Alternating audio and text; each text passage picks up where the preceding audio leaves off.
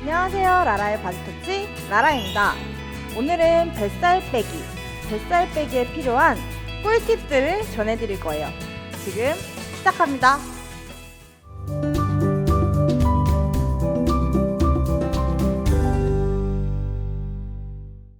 뱃살 빼기 하면 여러분 무엇이 가장 먼저 생각나시나요? 저는 S라인인데요.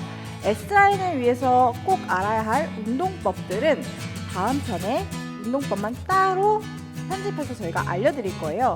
그럼 오늘은 이론편으로 해서 꼭 알아야 할 지식들을 전해드릴 겁니다.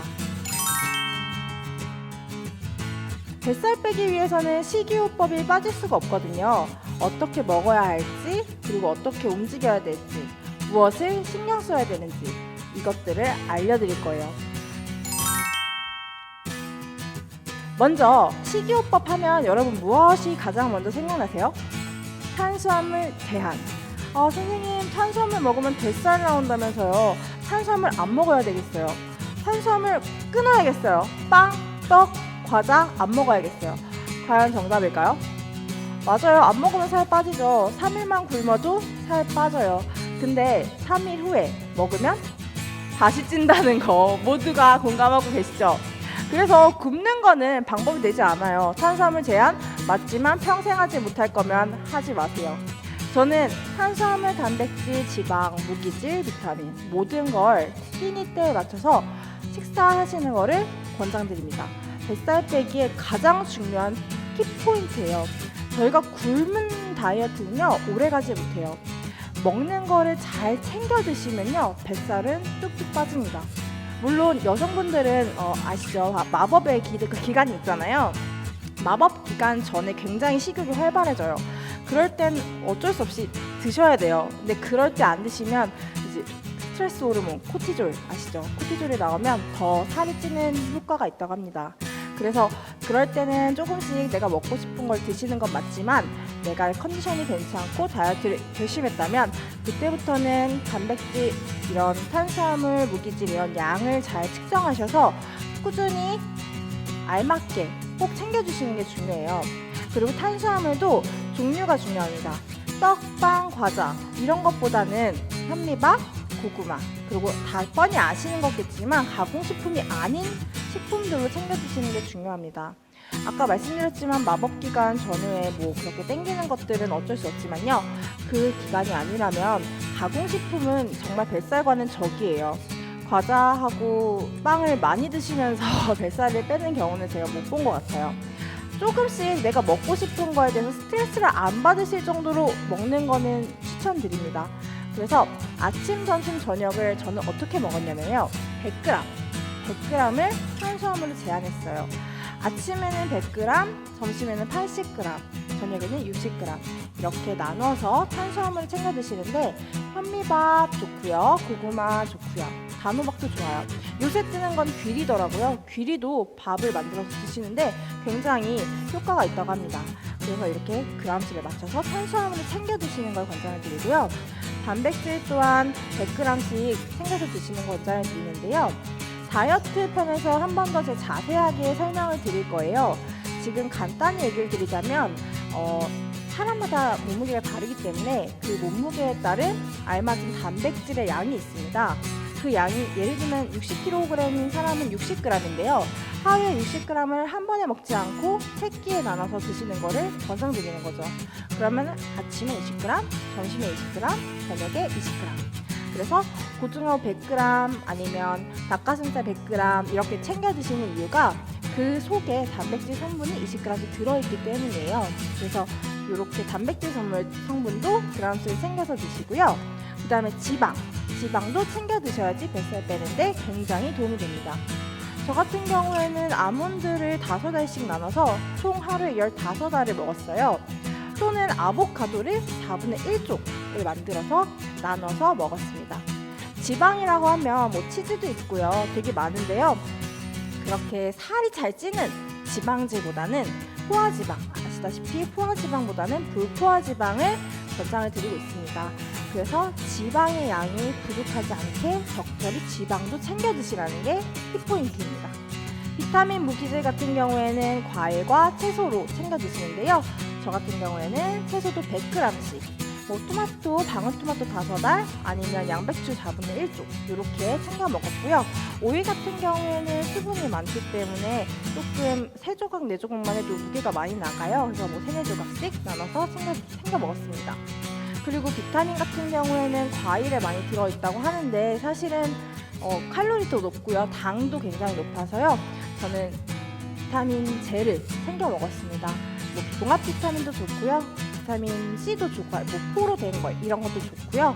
챙겨서 먹었어요. 그래서 끼니마다 시간대를 맞춰서 꼭 9시, 1시, 5시 이런 식으로 시간대를 맞춰서 드시는 게 뱃살 빼는데 키포인트라는 걸 전 꼭 전해드리고 싶었어요.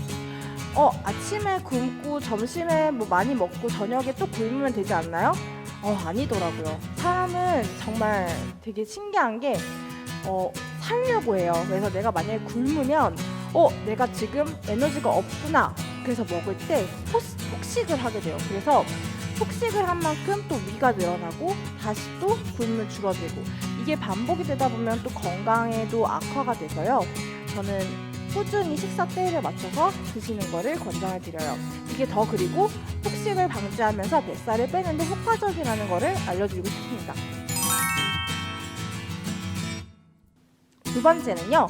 식이요법에서 더 중요하게 여기는 게 저는 식이요법보다 더 중요하게 여기는 게 또 물량이에요.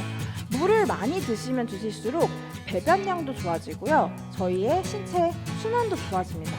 저희 몸의 70%가 물이라고 해요.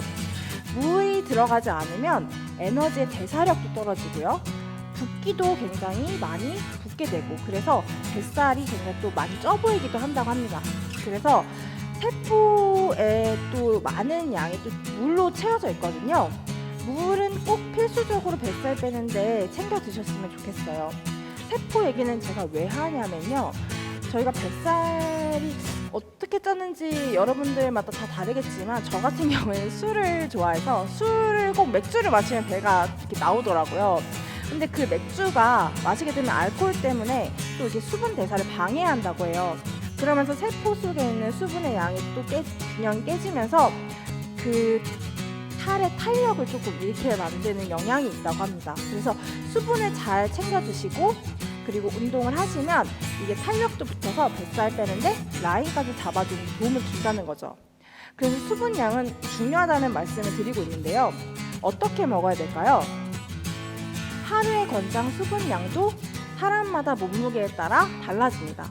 예를 들어서 50kg이신 여성분이세요. 그러면은 50kg에 0.03을 곱한 1.5L가 권장 수분 섭취량이에요, 하루에. 근데 우리는 소변도 보시고 땀도 흘리시잖아요.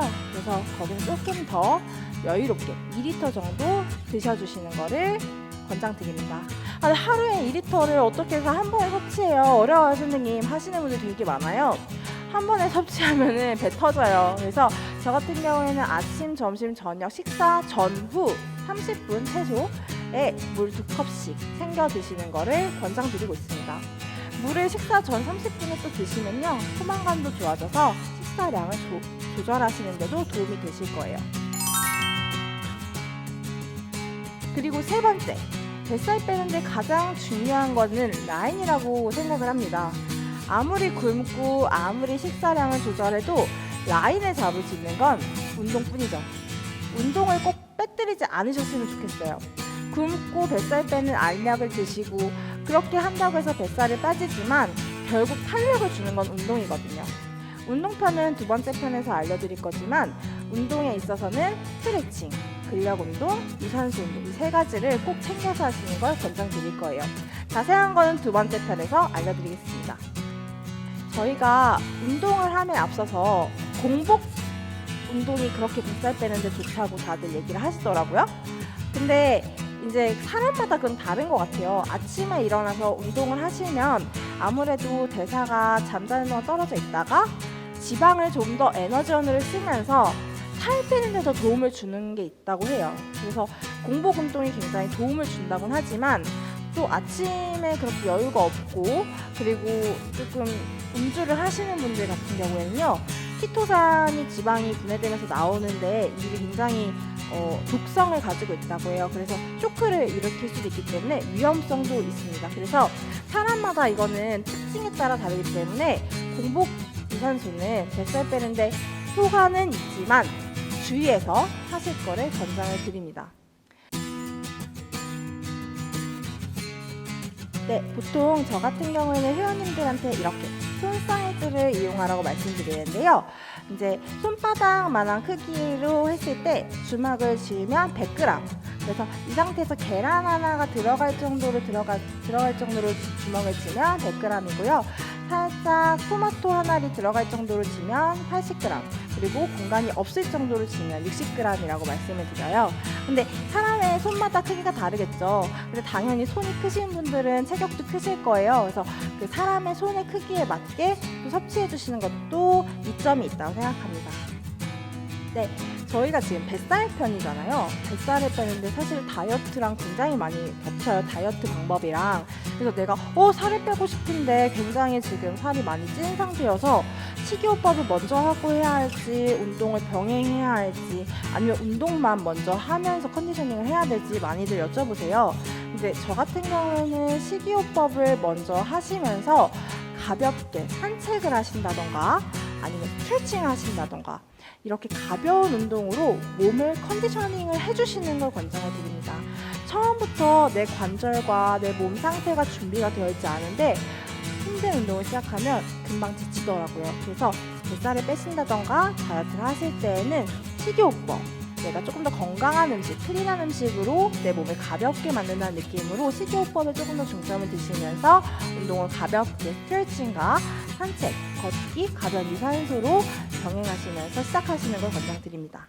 근데 저는 2끼만 먹어도 사실은 충분하다고 생각하는 사람 중에 하나거든요. 여자라서 그럴 수도 있고요. 되게 식욕이 왕성할 때 왕성한데 식욕이 없을 때, 예를 들면 마법에 걸렸다던가 그럴 때는 식욕이 아예 또 없어요. 근데 그럴 때는 운동도 안 하게 돼요. 근데 운동량도 떨어지는데 꼭 3끼를 먹어라?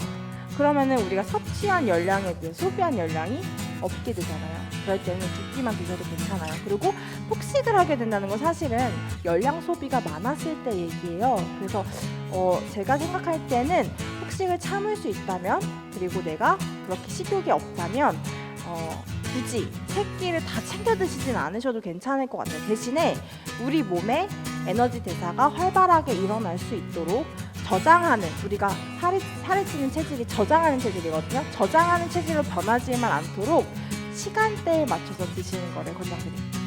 네, 지금까지 뱃살 빼기에 필요한 키포인트 지식을 전달해 드렸습니다.